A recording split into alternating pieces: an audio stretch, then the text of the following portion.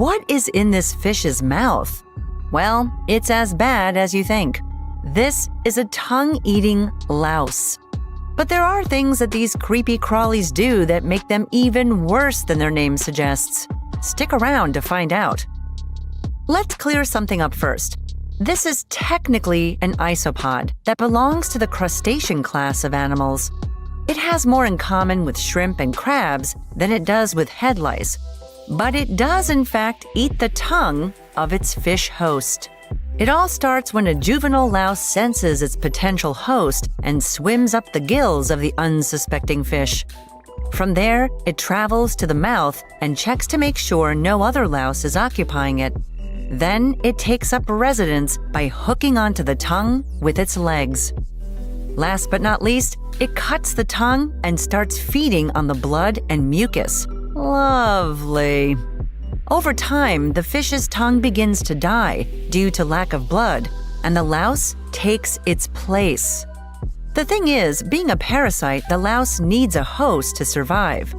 Even though this seems gruesome and bad for the fish, it doesn't suffer much, and the two animals can live for years together.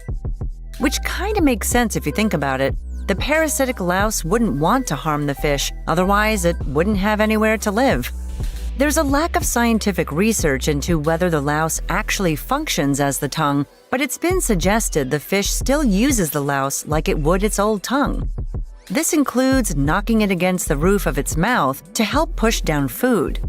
The population of this parasite is unknown, since it can also live inside other animals. Who knows how many are just floating in the ocean looking for their new living home?